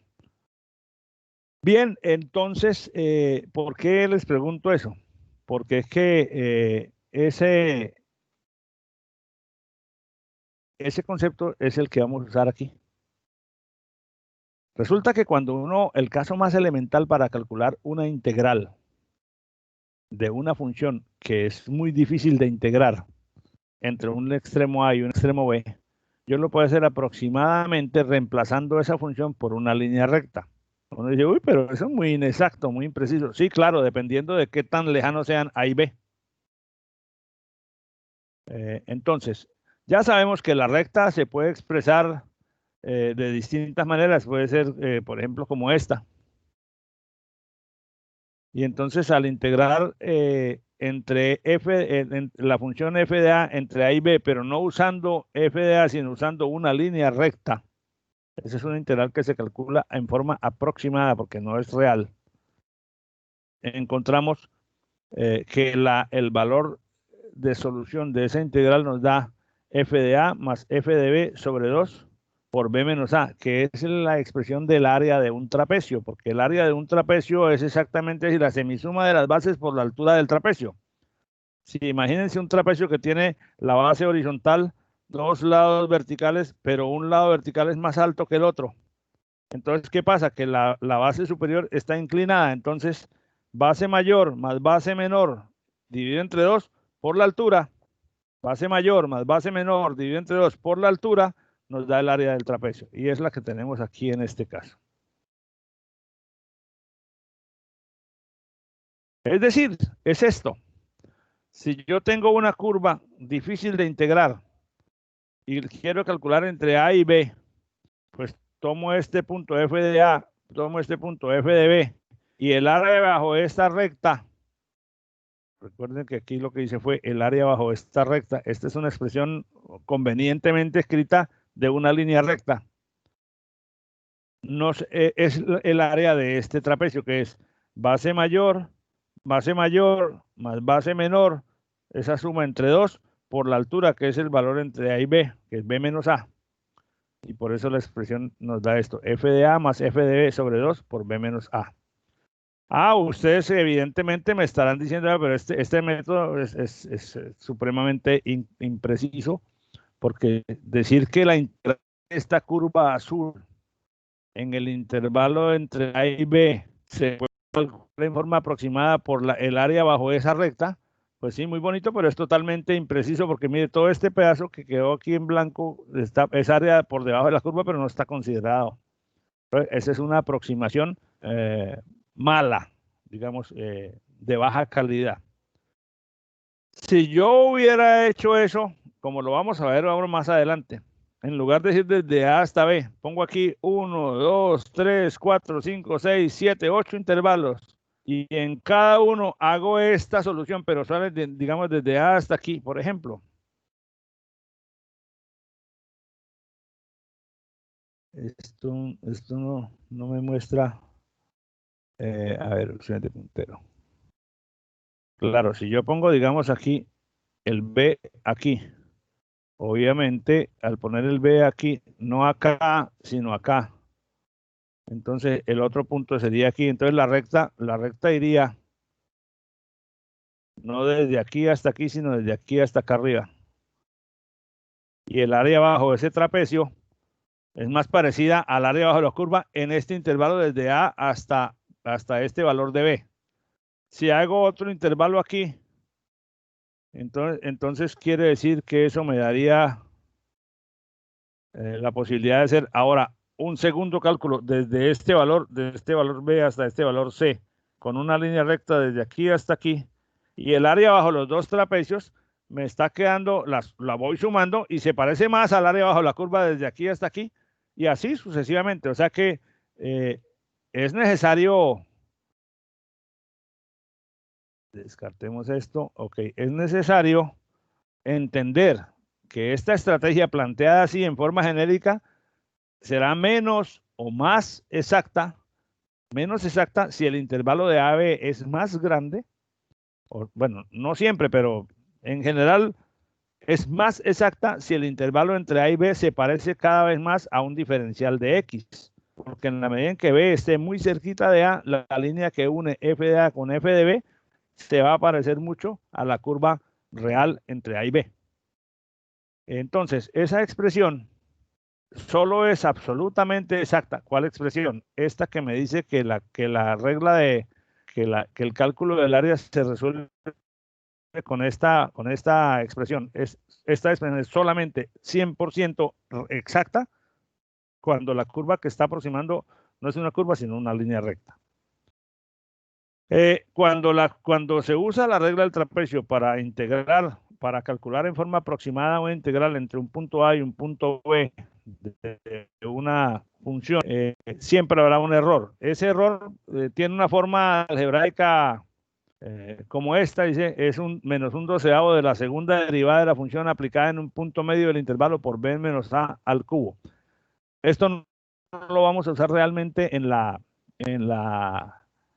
de una manera cotidiana o consuetudinaria, pero es una expresión matemática del error de truncamiento que se produce cuando calculo una aplicación de la regla del trapecio entre el extremo inicial y el extremo final del intervalo. Y la demostración de que esta expresión realmente es el error de truncamiento la pueden encontrar en el libro de Chapra, en el cuadro numerado como 21,2. De hecho, si A y B son muy cercanos, pues obviamente B menos A es un valor más pequeño y elevado al cubo, pues un valor pequeño elevado al cubo se hace más pequeño y por lo tanto el error de truncamiento va a ser menor. Lo menciono simplemente para que quede claro que existen expresiones matemáticas definidas por la teoría de los métodos numéricos para calcular los errores de truncamiento. Naturalmente, como ya lo insinuábamos en el caso anterior, cuando el intervalo de integración es muy grande y una sola regla del trapecio causa esa gran inexactitud, pues la estrategia es subdividir el intervalo en n subintervalos más pequeños. ¿Cuántos? Los que usted desea o los que considere conveniente. Y a cada intervalo se le aplica su propia regla del trapecio. Entre x1 y x2, un trapecio. Entre x2 y x3, un trapecio. Entre x3 y x4, otro, y así sucesivamente. Y los resultados obtenidos de cada una de ellas, que es una expresión simple de f de A más f de B entre 2 por el tamaño del paso, se suman y la suma completa es lo que es la integral, porque en realidad eso es lo que hace uno cuando integra. Cuando no se conoce la función, no hay más nada que hacer. Entonces, sería algo como esto. Si entre el x inicial y el x final, yo divido eso en n porciones iguales, es decir, de anchura igual, donde esa anchura es como si fuera, como por decirlo algo, representa una aproximación al delta x. Entonces, a esa anchura la vamos a llamar h, que es lo que resulta de dividir el intervalo original en n pedacitos. ¿Por qué le estoy dando esa nomenclatura? Porque vamos a hacer una sola fórmula que me representa la regla del trapecio en n pedacitos consecutivos. En lugar de ser la fórmula sencilla en el primero, luego otra vez y otra vez, se puede aplicar una sola porque algebraicamente todo eso se puede simplificar a una sola expresión. Entonces, si A, el punto inicial del intervalo, lo llamamos x0, y B, el punto final del intervalo, el extremo del lado derecho del intervalo, lo llamamos xn, Entre A y B habrá entre A y B habrá un total de n subintervalos iguales. Entonces, ¿qué ocurre? Que yo puedo decir que la integral es lo que resulta x1, o sea, entre A y x1, donde x1 es el primer paso, la primera subdivisión, más lo que resulta integral entre x1 y x2, o sea, del primero a la segunda subdivisión, más entre x2, x3 y así hasta que termine la última subdivisión. Cada una de estas integrales pequeñas se puede resolver usando una regla del trapecio simple. Y si la distancia entre x0 y x1, tiene que ser la misma entre x1 y x2, y entre x2 y x3, entre xn y xn-1 y xn, si esa es bien pequeñita, pues la suma va a tener más términos, obviamente, pero en total se va a parecer mucho más a la integral real. Ahora, como cada una de estas integrales se resuelve mediante una sencilla aplicación del área de un trapecio, entonces vamos a tener que para la primera integral entre x1 y entre x0 y x1 tenemos f de x1 menos f de x0 entre 2 por la altura. Esta es la regla del trapecio para la recta que va desde f de x0 hasta f de x1, o sea, un pequeño trapecio en el primer pedacito. Como todos los pedacitos, recuerden, todos los pedacitos son del mismo ancho. Es crucial para que esto funcione. Entonces, en el segundo subintervalo, en el segundo paso, en el segundo delta x, que va desde x1 hasta x2, es decir, que empieza donde terminó el inmediatamente anterior. Eso también es crucial, tienen que ser consecutivos. Entonces, el área, la integral esta se puede calcular mediante el área del trapecio dado por f de x2 menos f de x1 entre 2 por h. En el tercero subintervalo que empezaría de x2 hasta x3, que aquí no está explícito, se hace lo mismo.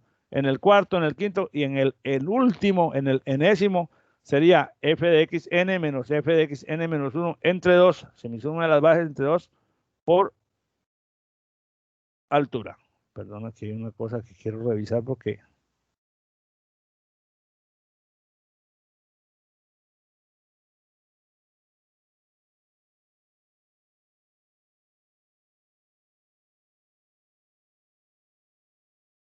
Voy a hacer un cambio aquí porque esto tiene un error grave.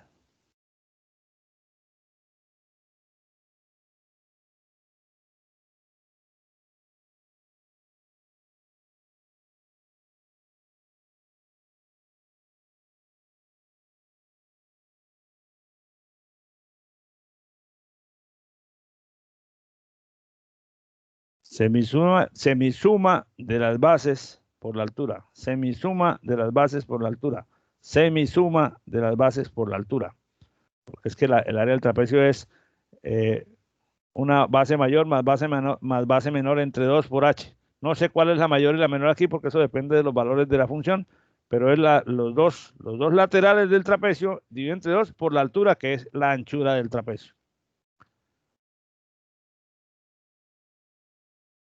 Entonces, de esa expresión se desprende que al agrupar todo esto, porque aquí hay una serie de términos comunes, por ejemplo, h medios es un factor común.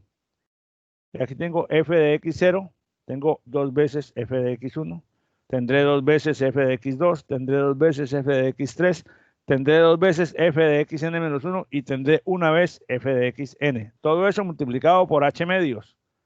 Entonces tengo h medios por f de x0 más 2 veces los f de x sub i para i desde 1 hasta n menos 1, porque este se suma 2 veces, este también, y el último que se suma 2 veces es f de xn menos 1, más f de xn una vez. Y esta regla es la regla del trapecio aplicada a una subdivisión de múltiples segmentos, en múltiples segmentos de un intervalo de integración. También se puede expresar así. B menos A sobre 2N, porque H es B menos A sobre N, B menos A sobre N, por esta expresión que es la misma que está aquí adentro. Esa es entonces la regla del trapecio de aplicación múltiple, y el error de truncamiento que tiene lo han calculado los matemáticos como esta expresión, B menos A al cubo sobre 12N cubo, por la sumatoria de 1 hasta N de la segunda derivada calculada en un punto intermedio de cada intervalo. Este término aquí sobra. Bueno, de todas maneras, el error de truncamiento, estas expresiones del error de truncamiento no son, digamos, no son nuestro dolor de cabeza, porque como nosotros estamos, como este tipo de estrategias se aplica para casos en los que yo no conozco la fórmula, la expresión de la función, o si la conozco es extremadamente complicada de integrar matemáticamente, yo parto de la base de que en la medida en que yo haga más subdivisiones del intervalo de integración, el error de truncamiento va a ser menor. Siempre voy a tener un error de truncamiento con respecto al valor analítico real, pero como yo el valor analítico real no lo puedo calcular, porque o no lo puedo hacer por la dificultad de la función o porque no tengo la función, me voy a concentrar más en escoger apropiadamente el número de subintervalos, así sean muchos, para garantizar que en la anchura de cada intervalo, que el valor de h sea tan pequeño que se parezca bastante o lo más que yo pueda a un diferencial de x, con lo cual la suma se va a parecer lo más que se pueda al valor analítico real.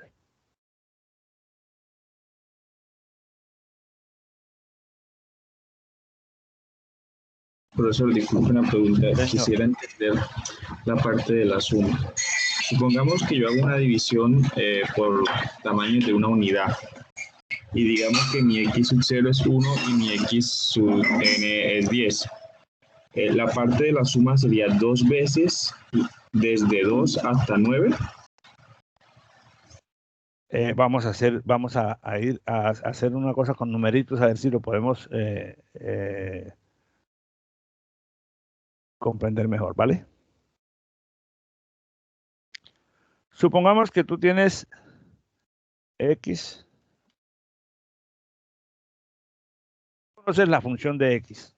Entonces, te era una función f de x igual a seno cuadrado de x por ahí a la raíz de logaritmo natural de tata sobre lo que sea. Entonces, a ti te dicen, por ejemplo, por decirlo de alguna manera, te dicen en 0, eso vale 15,4. Y te dijeron en 2, eso vale 24,6. Son los dos datos que tiene. Y tiene la expresión de la función. No la voy a escribir aquí porque, entonces, bueno, ¿yo cómo hago ahí? Si yo integro con la regla del trapecio de 0 a 2, entonces estaría diciendo, vamos a ver si yo puedo poner aquí.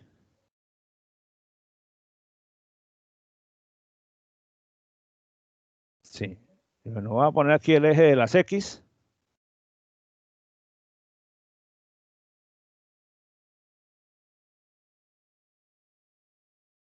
Y el X y la Y. Y el eje de la Y. Vamos a suponer que entonces, bueno, que me dijeron que en 0 vale 15,4. Digamos que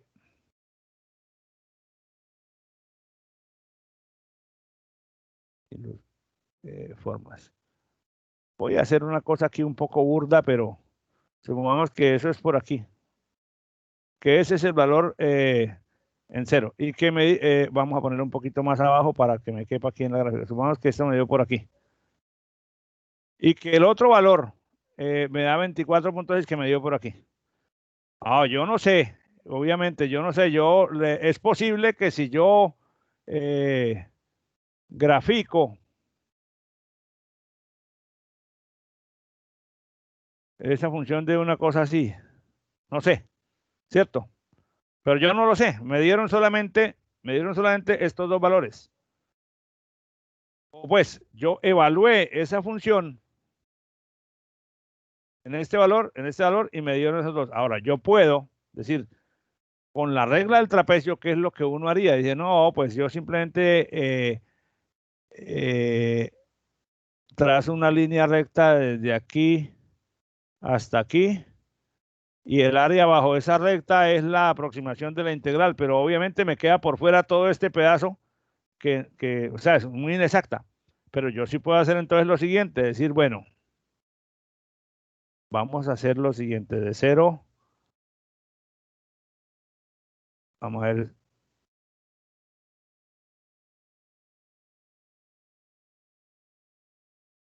con un paso de 0,1, por decir algo.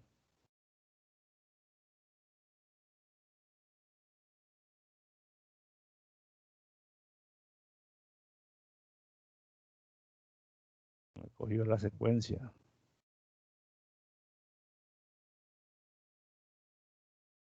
sé por qué no lo está viendo. Bueno, vamos a ver aquí. Más esto más 0,1. Y vamos a ir hasta el...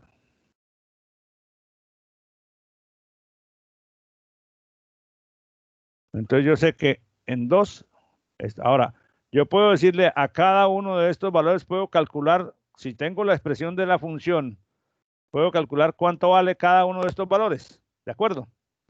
Entonces ya tengo una tabla de valores X y Y. Estos valores, obviamente, si yo no tengo las observaciones de campo, no tengo nada que hacer, o si no tengo la expresión que me permita evaluar esa función en este X, si tengo la función, entonces yo le encuentro valores aquí. Vamos a suponer, voy a suponer aquí arbitrariamente, esto es un absurdo, pero voy a darle a estos valores.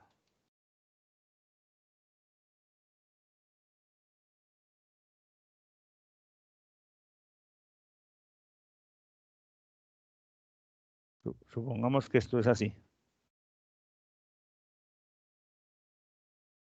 Repito, estos valores que acabo de inventar aquí son solamente para llenar la tabla, no tienen validez real. Entonces, pero ya yo tengo aquí que en 0 vale, la función vale tanto, que en 0,1 vale tanto, que en 0,2 vale tanto. Entonces ya yo podría decirle, entre 0 y 0,1 trace la línea de este valor hasta este, o sea, que ya está el 0, entonces el 0,1,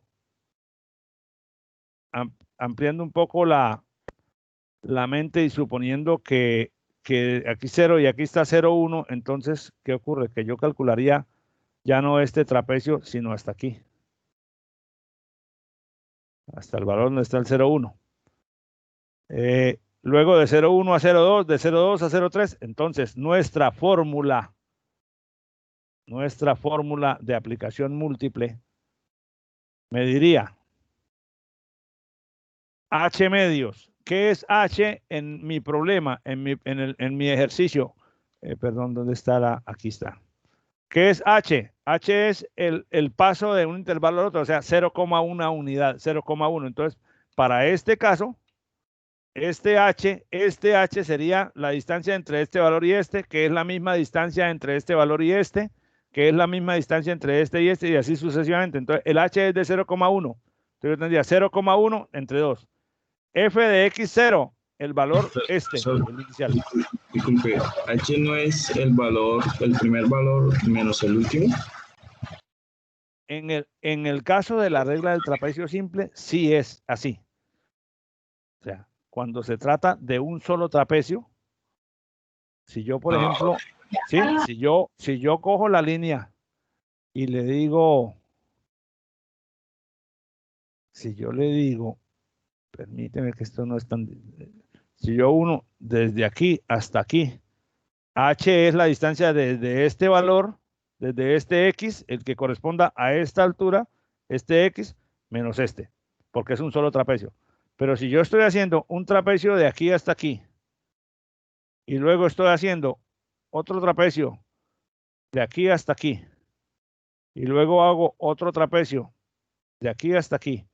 Obviamente cada trapecio, aquí estoy haciéndolo a la carrera, pero la distancia entre este X y este X, y la distancia de este X hasta este, y la distancia de este hasta este, deben ser iguales. En ese caso, H es el valor, el paso de cada trapecio pequeño.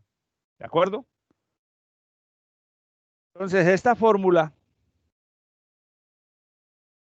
cuando ya tú tienes el intervalo subdividido en n intervalos más chiquitos, cada uno de anchura h, entonces ese es el h que se pone aquí. Aquí se pone f de x sub 0, que sería el valor inicial. Aquí se pone f de x sub n, que sería el valor final, del extremo final.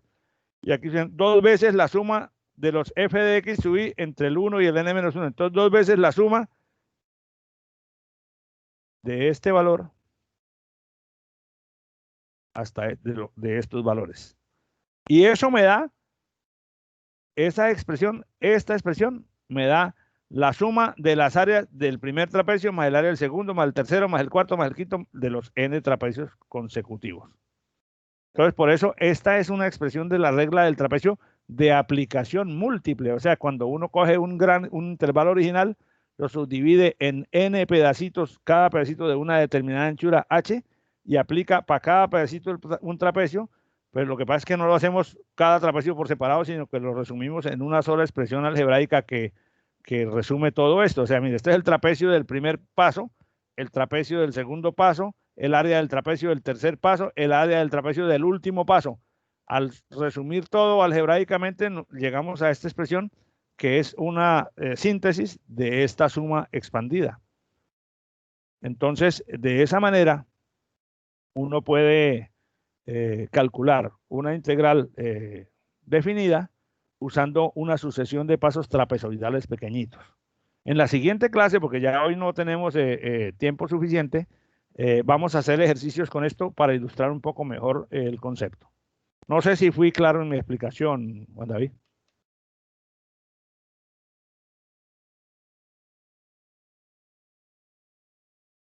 No sé si era Juan David, ¿sí? Por eso era yo. Muchas gracias. Era José Miguel. Claro, sí. Muy claro. Muchas gracias. Bueno, listo. Entonces, como ya se terminó la hora, pues ahí vamos a dejar ahí por el día de hoy. En la próxima clase vamos a hacer un par de ejercicios con esto, antes de pasar a al siguiente concepto, que sería la regla de Simpson de 1/3. Bueno, muchas gracias a todos entonces por su atención. Les deseo un resto de día feliz y nos vemos entonces en la próxima clase. Gracias. Hasta luego, profesor. Que tenga una feliz semana. Igualmente para Chao, ustedes, profe. que les deseo muchos éxitos en los parciales que les quedan pendientes. Yo tengo una pregunta. La nota usted la va a dar el resto de la semana, ¿verdad? Sí, como les dije al principio, bueno, tuve una circunstancia que tuve que atender, ya la superé, pero ya, digamos, de aquí al viernes, yo creo como máximo les entrego la planilla de notas completa, con el fin de que ustedes puedan revisarla, controvertirla, cuestionarla y que el lunes por la tarde yo ya pueda subir a Banner todas las notas después de haber atendido todos los reclamos o consultas que ustedes tengan. ¿Ok? Gracias. Sí. Bueno, mil gracias, señor. Le agradecería si sube las respuestas a Sabio para estudiarlos un poco. Sí, claro. Yo pasa es que estas que mostré ahora en la mañana, que tuvieron tanto accidente, porque las armé de carrera antes de la clase. Ahora que me envíen los archivos que dejé, es que allá no hay ninguna persona que me pueda enviar eso ahorita, sino ya por la tarde. Complemento eso y ponemos las soluciones completas en la página. Muchas gracias, que tenga buena semana. Bueno, mis hermanos, entonces que les vaya muy bien en todo lo que tienen pendiente. Y bueno, aquí sigo atento a sus comentarios. Un feliz día y que estén muy bien. Listo, profe, gracias. Hasta luego. Bien.